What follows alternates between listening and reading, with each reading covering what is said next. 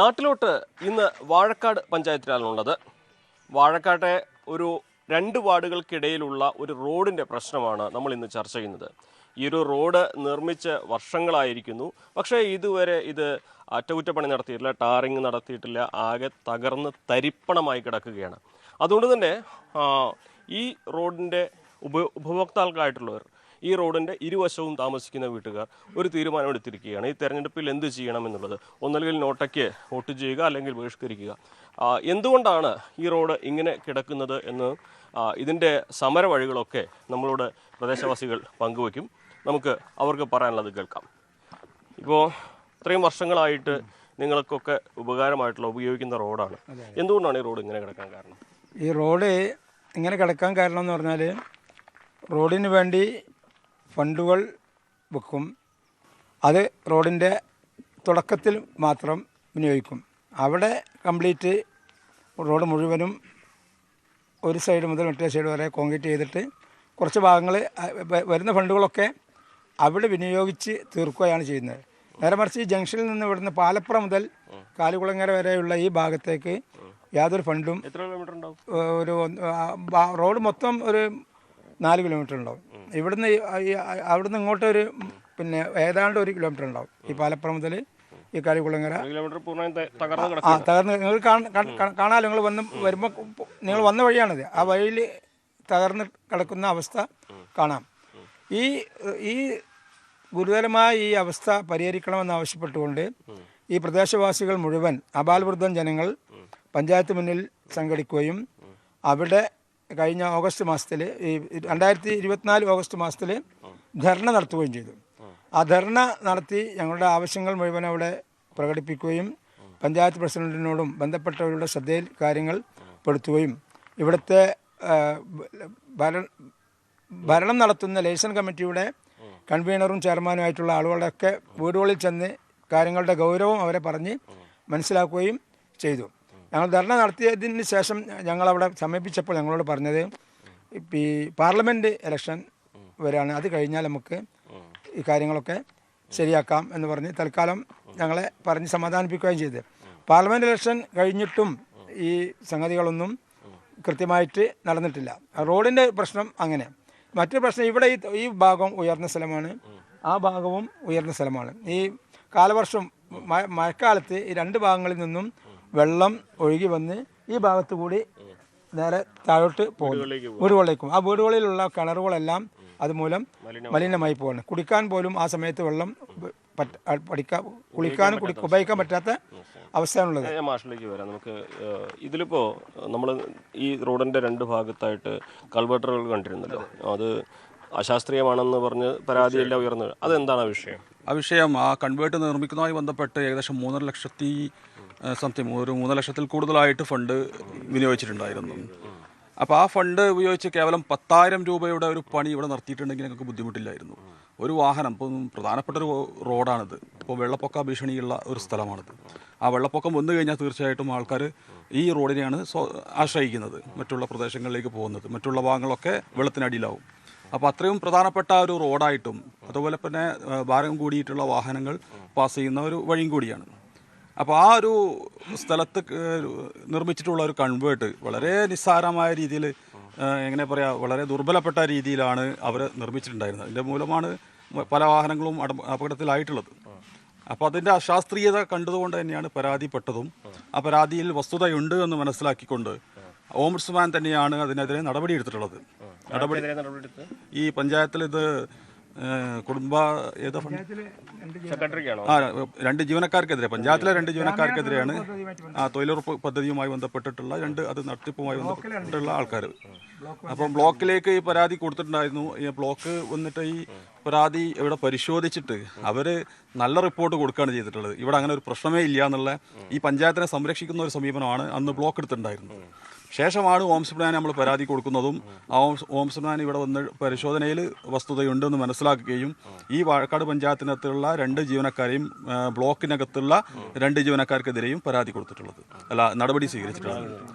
അപ്പോൾ ആ നടപടി സ്വീകരിച്ച് എന്ന് മാത്രമല്ല നടപടിക്ക് അങ്ങോട്ട് തുടർ നടപടി എന്നോണം ഒന്നും പോയിട്ടില്ല. അവരെ സംരക്ഷിക്കുന്ന നിലപാടുമായിട്ടാണ് പഞ്ചായത്ത് മുന്നോട്ട് പോയതിന്റെ ഒരു പ്രതികാരമാണ് റോഡ് ഇങ്ങനെ കിടക്കുന്നത്. തീർച്ചയായിട്ടും അങ്ങനെ തന്നെയാണ്. തീർച്ചയായിട്ടും അതിനുശേഷം അവർ ഇവിടെ ഒരു മീറ്റിംഗ് അറേഞ്ച് ചെയ്യുകയും നമുക്ക് പരിഹരിക്കാമെന്ന് പറയുകയും എന്നൊക്കെ പറഞ്ഞ് സോപ്പിടുന്ന ഒരു സമീപനത്തിലേക്ക് പോകുകയല്ലാതെ ഒരു നടപടി എന്നോണം ഇതുവരെ ഒന്നും വന്നിട്ടില്ല.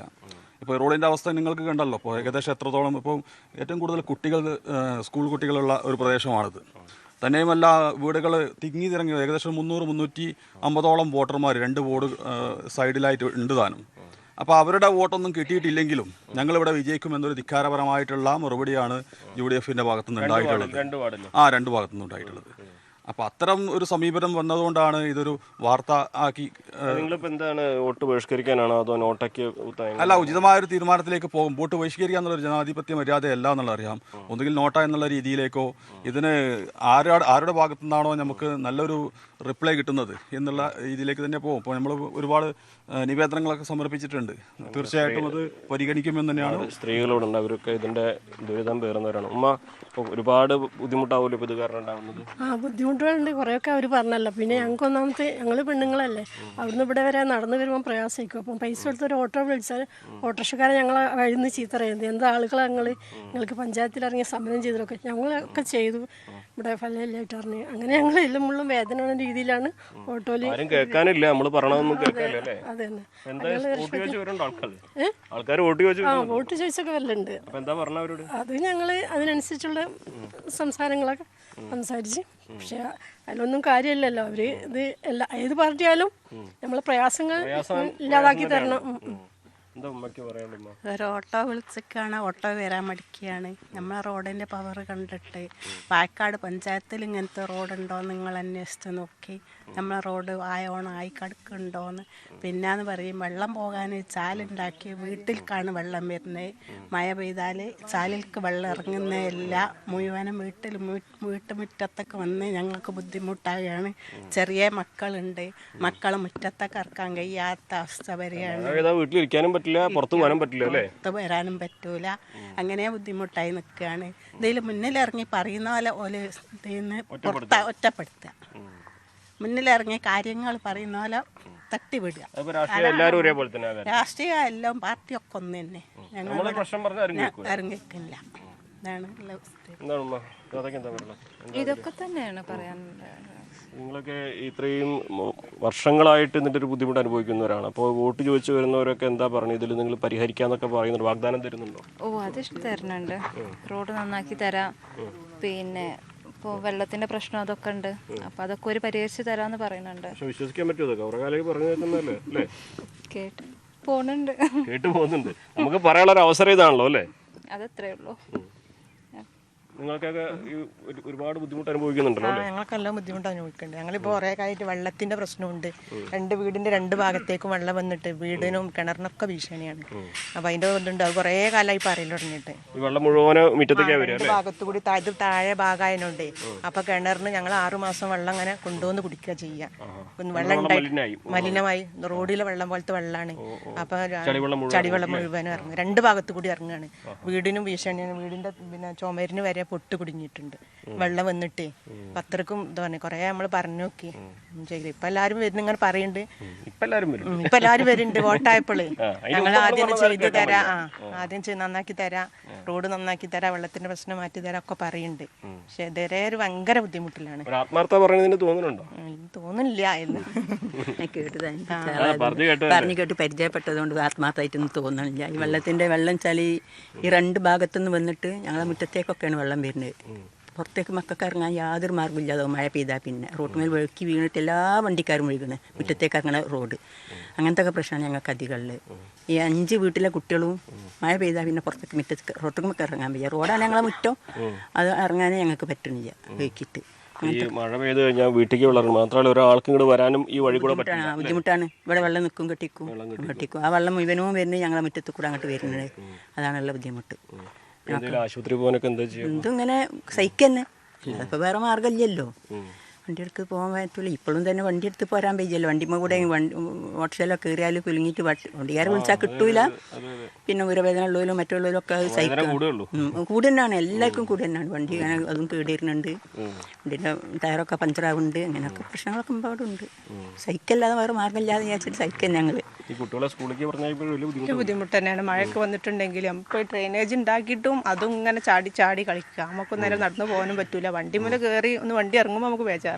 കാറായാലും വെക്കും, സ്കൂട്ടറൊക്കെ ആണെങ്കിലും മക്കളെ കൈ പിടിച്ച് നമുക്ക് അടാക്കി കൊടുക്കാനും. ഇവിടെ അതുവരെ വെള്ളം നിൽക്കും. കല്ലൊക്കെ വലിയ വലിയ കല്ലിട്ടിട്ടാണ് നമ്മളിങ്ങനെ കയറി പോവാം. ആ ഭാഗത്ത് വെള്ളം വന്ന് നിന്നിട്ട് കയറി പോവാം. വണ്ടി റോഡാണെങ്കിൽ പൊളിഞ്ഞ് പൊളിഞ്ഞ് അങ്ങ് എത്തിക്കണം. പിന്നെ വഴി മുഴുവൻ ഒരു സ്ഥലം മാത്രമൊന്നുമല്ല, കുറേ സ്ഥലങ്ങൾ ഇങ്ങനെ പിന്നെ പൊളിഞ്ഞ് കിടക്കുകയാണ്. ലോറിയൊക്കെ പോകും, എല്ലാ വണ്ടിയും പോകും. എല്ലാവരും വാക്ക് തന്ന് ഇങ്ങനെ പോകണം. ഇപ്പൊ എല്ലാവരും വരുന്നുണ്ടല്ലോ. ഇപ്പൊ നമ്മളെ മുന്നിൽ എല്ലാവരും വരുന്നുണ്ട് വോട്ടായതിന്റെ ശേഷം. അതെ, അപ്പൊ നമ്മളെ കാണാൻ എല്ലാവരും വരും. പക്ഷെ എന്ത് പറഞ്ഞിട്ട് നമുക്ക് പ്രതീക്ഷയൊന്നുമില്ല. ഇങ്ങനെ വന്നിട്ട് പോകും. നമ്മള് പറയാനുള്ളത് കേൾക്കുന്നുണ്ടോ അവരതോ?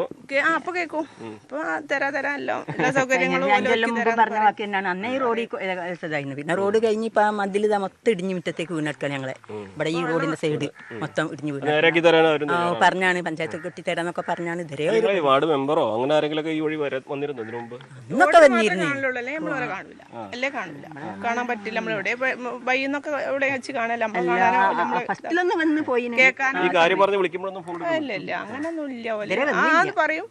അല്ലാതെ മീറ്റിംഗ് ഒക്കെ നടക്കാൻ എപ്പോഴെങ്കിലും ഒക്കെ ഒന്ന് വന്ന് നോക്കി പോകും. അല്ലാതെ ഒന്നും പ്രത്യേകിച്ച് ഒരു കാര്യമൊന്നും ഇല്ല. പരാതി കൊടുത്തതിന്റെ ഒരു വൈരാഗ്യമാണെന്നാണ്. അങ്ങനെ അതുകൊണ്ട് പറ്റ നമ്മളാണ് കൊടുത്തെങ്കിൽ നമ്മോട് പിന്നെ നമ്മൾ ഒറ്റപ്പെട്ട താത്ത പറഞ്ഞ അതേപോലെ തന്നെയാണ്. ഒറ്റപ്പെട്ടുള്ള ഒരു സമീപനമാണ്. നന്നാക്കി തന്നെ വലിയ ബുദ്ധിമുട്ട് തന്നെയാണ്. ഇതിലിപ്പോ എന്താണ് ഈ പറയുന്ന ആൾക്കാരൊക്കെ വന്ന് വോട്ട് ചെയ്യണം എന്ന് പറയുമ്പോൾ വിശ്വാസം തോന്നുന്നുണ്ടോ? അത് തന്നെയാണ്. വണ്ടിക്കാരൊക്കെ വിളിച്ചു പോരുമ്പോൾ ഭയങ്കര ബുദ്ധിമുട്ടാണ്. ഇവിടെ മെമ്പർമാരില്ലെന്ന് ചോദിച്ചു നമ്മളോടൊക്കെ. അതുകൊണ്ട് നമുക്ക് ഭയങ്കര ബുദ്ധിമുട്ടുണ്ട്. ഇപ്പോൾ ആശുപത്രി കേസ് വന്നിട്ട് നമുക്ക് ആംബുലൻസിലാണ് ഇപ്പം നമ്മൾ പോകല്. നമ്മൾ ഹസ്ബൻഡിനായിട്ട് ഭയങ്കര ബുദ്ധിമുട്ടാണ്. ഭയങ്കര കുലുക്കായിട്ട് അവസ്ഥ ഉണ്ട്. എങ്ങനെ ഇതിലെ പോരലെന്നാണ് ചോദിക്കുന്നത് നമ്മളോട്. എന്താ പോകാൻ നിമർത്തില്ലല്ലോ, ഹോസ്പിറ്റൽ കേസല്ലേ, എന്താ ചെയ്യാ? ശരിക്കും പറഞ്ഞാൽ അസുഖം വന്നാൽ ഇവിടെ പെട്ടു അതന്നെ. ഒന്നാമത് ഇത് ഞങ്ങൾ പരാതി കൊടുത്തതിലുള്ളൊരു വൈരാഗ്യം തീർക്കുന്ന പോലെയാണ്. യഥാർത്ഥത്തിൽ ഇപ്പോൾ ഈ ജനാധിപത്യ ഭരണ സംവിധാനത്തിൽ പ്രതിഷേധിക്കുവാനും കാര്യങ്ങൾ ചോദിക്കാനുള്ള അവകാശം വോട്ടർമാർക്കുണ്ടല്ലോ. ആ അവകാശം ഞങ്ങൾ വിനിയോഗിക്കുക മാത്രമാണ് ചെയ്തത്. 10-16 വർഷമായിട്ട് ഒരു ഫണ്ടും അനുവദിക്കാത്ത റോഡിന് ഒരു ഫണ്ട് അനുവദിക്കണം എന്ന് പറഞ്ഞ് മാത്രമാണ് ധർണ നടത്തിയത്. ആ ധർണ നടത്തിയത് അവർക്ക് പറ്റിയില്ല. അതുപോലെ തന്നെ ഈ ഓംബുഡ്സ്മാന് പരാതി കൊടുത്തത് അവർക്ക് പറ്റിയില്ല. പരാതി പ്രകാരം വസ്തുതകളെല്ലാം ശരിയാണെന്ന് ഓംബുഡ്സ്മാൻ കണ്ടെത്തുകയും 4 ജീവനക്കാർക്കെതിരിൽ, ഗ്രാമപഞ്ചായത്തിലെ 2ഉം ബ്ലോക്ക് പഞ്ചായത്തിലെ 2, 4 ജീവനക്കാർക്കെതിരിൽ നടപടി സ്വീകരിക്കാൻ ശുപാർശ ചെയ്യുകയും ചെയ്തു. ഇതിനെതിരായിട്ട് അപ്പലേറ്റ് അതോറിറ്റിയിൽ പോവുകയും അപ്പലേറ്റ് അതോറിറ്റിയുടെയും പിന്നെ പറഞ്ഞതും ഇത് പറഞ്ഞ വസ്തുതകളെല്ലാം ശരിയാണ്. ജില്ലാ ഓംബുഡ്സ്മാൻ കണ്ടെത്തിയ വസ്തുതകളെല്ലാം ശരിയാണ്. എങ്കിൽ പോലും ഈ 4 ആളുകൾക്ക് തൽക്കാലം ഈ ഒരു വാണിംഗ് മാത്രം കൊടുത്തുകൊണ്ട് മുന്നറിയിപ്പ് കൊടുത്തുകൊണ്ട് പ്രശ്നം അവസാനിപ്പിക്കാൻ പരാതിയിലുള്ള കാര്യങ്ങൾ എന്ത് ചെയ്യണം എന്നുള്ളതിനെ പറ്റി ഓംബുഡ്സ്മാൻ അപ്പലേറ്റ് അതോറിറ്റി ഒന്നും പറയുന്നില്ല. നേരെ മറിച്ച് ആദ്യം ജില്ലാ ഓംബുഡ്സ്മാൻ 6 മാസത്തിനകം ഈ പ്രശ്നം പരിഹരിക്കണമെന്ന് വിധി വന്നിരുന്നു. ആ വിധിയെപ്പറ്റി അപ്പലേറ്റ് അതോറിറ്റിൻ്റെ അടുത്തെത്തിയപ്പം വിധിയെപ്പറ്റി ഒരു അത് എന്ത് ചെയ്യണമെന്നൊരു പരാമർശമില്ല. ജീവനക്കാരെ രക്ഷിച്ചെടുക്കാനുള്ള തത്രപ്പാടാണ് എല്ലാ ഭാഗത്തും. ചോദിച്ചവരാണ് കൊടുക്കുക. അവർ ജീവനക്കാരന് രക്ഷപ്പെട്ടാലും പ്രശ്നമില്ല. ഞങ്ങൾ പ്രശ്നം കൂടി പരിഹരിച്ചിരുന്നെങ്കിൽ ഞങ്ങൾക്ക് പരാതിയില്ലായിരുന്നു. അന്ന് നിങ്ങൾ പരാതി കൊടുക്കാൻ കാരണമായ അതേപോലെ തന്നെ നിലനിൽക്കാണ്. കാരണം ഈ കൾവർട്ട് ഉണ്ടാക്കിയത് എന്ന് പറഞ്ഞാൽ മുകളിൽ കൂടി വരുന്ന വെള്ളം താഴേക്ക് ഒഴിഞ്ഞു പോകണം എന്നുള്ള ആ ഒഴിഞ്ഞു പോകാന്നുള്ള സംവിധാനം നടക്കുന്നില്ല. അതിന് മുകളിലൊക്കെ തലങ്ങും വിലങ്ങും ഈ ഇരുമ്പിൻ്റെ അടിച്ചതുകൊണ്ട് വരുന്ന അഴുക്കുകളും ചണ്ടികളൊക്കെ തടഞ്ഞു വെക്കുകയും ഇതിൻ്റെ ഈ വിടവുകളൊക്കെ തൂർന്നു പോവുകയും ചെയ്തു. അതുപോലെ അവസാനം വരുന്ന വെള്ളം മുഴുവനും പഴയ പോലെ റോഡിൻ്റെ മുകളിൽ കൂടെ തന്നെയാണ് പോകുന്നത്. വീടുകളിലേക്ക് പോകുന്നത്, താഴോട്ട് ഇറങ്ങി പോകുന്നില്ല. അതാണ് ഇപ്പോൾ സംഭവിച്ചത്. ഇതൊക്കെ നോക്കാനാണല്ലോ നമ്മുടെ ഗ്രാമപഞ്ചായത്തിലൊക്കെ ഈ ദേശീയ ഗ്രാമീണ തൊഴിലുറപ്പ് പദ്ധതിക്ക് തന്നെ ഒരു അസിസ്റ്റന്റ് എഞ്ചിനീയർ ഉണ്ട്. ആ എഞ്ചിനീയർ ഒരു തവണ പോലും ഇവിടെ വന്ന് നോക്കിയില്ല. 3,59,861 റുപ്യൻ്റെ വർക്കാണിത്. അങ്ങനെയുള്ളൊരു വർക്ക് നടക്കുന്ന സ്ഥലത്ത് ഇതിന് ചുമതലപ്പെട്ട എഞ്ചിനീയർ വന്നു നോക്കുകയോ അത് പിന്നെ അതിന് മേൽനോട്ടം വഹിക്കുകയോ ചെയ്യാത്തത് കൊണ്ട് പറ്റിയ അപകടമാണിത്. നിങ്ങളൊക്കെ ഈ മെമ്പർമാരുടെ നിങ്ങൾ പറയുമ്പോൾ എന്താ അവരൊക്കെ പ്രതികരിച്ചിരുന്നത് എങ്ങനെയാണ്? ശരിയാക്കി തരാറും ശരിയാക്കി തരാറാണ്. ഇതിൽ ഏറ്റവും കൂടുതൽ ബുദ്ധിമുട്ട് അനുഭവിക്കുന്നത് ഞങ്ങൾ 3-5 വീട്ടുകാരാണ് കൂടുതൽ. ഈ പറമ്പിൽ വെള്ളം ഇറങ്ങിയിട്ട് തെങ്ങിൻ്റെ വേര് വഴി കിണറ്റിലേക്ക് പോവുക. കക്കൂസ് മാലിന്യം മാതിരിയാണ് കിണറൊക്കെ. ഈ അടുത്ത വീട്ടിൽ പോയി മേൽഭാഗത്തുള്ള വീട്ടിൽ പോയാണ് കുടിക്കാൻ വെള്ളം കൊണ്ടുവരല്. വേനൽക്കാലമായി കഴിഞ്ഞാൽ അതിനേറെ ബുദ്ധിമുട്ടാവും ചെയ്യും അല്ലേ? വേനൽക്കാലത്ത് ക്ലീൻ ആവും വെള്ളം, ഇപ്പോൾ കുഴപ്പം കാണില്ല. വെള്ളം ഉപയോഗിക്കാൻ പറ്റില്ല, വെള്ളം ഉപയോഗിക്കില്ലല്ലോ, അതിൽ വേസ്റ്റ് ഉണ്ടാവില്ല. ആദ്യത്തെ എന്താ സ്ഥാനാർത്ഥികളൊക്കെ വന്നങ്ങളോടൊക്കെ പറഞ്ഞു? ഞങ്ങൾ ഉറപ്പ് തന്നാണ് ഞങ്ങൾ നന്നാക്കി തരണ്ടെന്ന് പറഞ്ഞിട്ട്. ഫസ്റ്റ് ഫണ്ട് ഇതിലേക്ക് നീക്കി വെച്ചിട്ട് ഞങ്ങൾ നന്നാക്കി തരാന്നൊക്കെ പറഞ്ഞു. പച്ചവെള്ളം കണ്ടാലും പിടിക്കുന്ന അവസ്ഥയാവില്ലേ? അവർക്കിപ്പോൾ തോന്നുന്നുണ്ട് ഇങ്ങനെ തോറ്റു പോകുമെന്നുള്ള ഒരു തോന്നൽ വന്നിട്ടുണ്ട്. എന്താ നിങ്ങൾ ഈ നോട്ടൊക്കെ എണ്ണ ചെയ്യാനോ അതോ എന്താണ് നിങ്ങളുടെയൊക്കെ ഒരു ആലോചനയിൽ ഇപ്പോൾ പ്രാഥമികമായിട്ടുള്ള ഈ വോട്ട് ചെയ്യണോ ബഹിഷ്കരിക്കണോ എന്താണ് നിങ്ങളൊക്കെ ആലോചന? അത് ജനകീയ കമ്മിറ്റി കൂട്ടായ തീരുമാനം എടുത്തിട്ടുണ്ട്, അതേമാതിരി ചെയ്യാനുള്ള. എന്തായാലും ഒരു 10-300 വോട്ടിൻ്റെ വില എന്താ അവർ അറിയണല്ലേ? വോട്ടിൻ്റെ വില ഈ അധികാരികളെ അറിയിക്കാൻ പറ്റുന്നൊരു സമയമാണുള്ളത് അല്ലേ? അതെ. കാരണം വെച്ചാൽ ഞാൻ പ്രവാസിയാണ്, ഇപ്പോൾ 2 ആഴ്ച വന്നിട്ടുള്ളൂ. അപ്പോൾ എൻ്റെ വാപ്പക്ക് പെട്ടെന്നൊരു സുഖമില്ലാതായിട്ട് അവിടെ മുകളിൽ വണ്ടി വെച്ചിട്ട് ഇവിടുന്ന് കസാലിൽ എടുത്ത് കൊണ്ടുപോയത്. അത്രയും നമ്മൾ ബുദ്ധിമുട്ടായിട്ടുണ്ട്. ഈ വഴി അതെ, എൻ്റെ വണ്ടിയുടെ ഇറങ്ങൂല. കാരണം വെച്ചാൽ ഈ ചാട്ടം അവിടെ അന്ന് പാലിട്ടിട്ടില്ല, ജസ്റ്റ് കടങ്ങ് കീറിയിട്ടാ. അപ്പോൾ പണി തന്നെ വളരെ സ്ലോയിലാണ് ചെയ്ത പണി തന്നെ വൃത്തിയില്ലാത്ത പണിയാണ്. അപ്പോൾ അത്രയും നമ്മൾ ബുദ്ധിമുട്ടായിട്ടുണ്ട്. കാരണം വണ്ടികൾ കാരണമായിട്ട് ഇപ്പം ഒരു കാർ ഒന്നും എടുത്ത് പോരാൻ വയ്യ. ഇപ്പോൾ സോക്ക് അപ്സർ കംപ്ലൈൻറ്റ് അവിടുത്തെ ഇറക്കത്തിലൊക്കെ കാണാൻ പറ്റും. സോക്ക് അപ്സർ 2-3 പ്രാവശ്യം കംപ്ലൈൻറ്റ്. ഇപ്പോൾ ബൈക്ക് മേലെ അഡ്ജസ്റ്റ് ചെയ്ത് പോകുക, ബൈക്കൊക്കെ കൊണ്ടാൻ വയ്യ, ഡബിൾ എച്ച് പോകാൻ പറ്റില്ല. വൃത്തിയില്ലാത്തവർ മാത്രം ഈ വഴിക്ക് വണ്ടിയായിട്ട് വരും. വളരെ അതായത് ഇടങ്ങറായിട്ട് ബുദ്ധിമുട്ടുള്ള ആൾക്കാർ ഇങ്ങോട്ട് വരും. അല്ലാതെ ഇപ്പോൾ വണ്ടി അവിടെ നിന്ന് എടണപ്പാറന്നൊക്കെ വണ്ടി വിളിച്ചാൽ തന്നെ ഒരു കുട്ടി പോരില്ല. നിങ്ങൾ കോൺക്രീറ്റ് ചെയ്ത് അവിടെ വരെ ആണെങ്കിൽ നമുക്ക് പോരാ, അവിടെ അങ്ങോട്ട് നമ്മൾ പോരില്ല എന്നറിയും.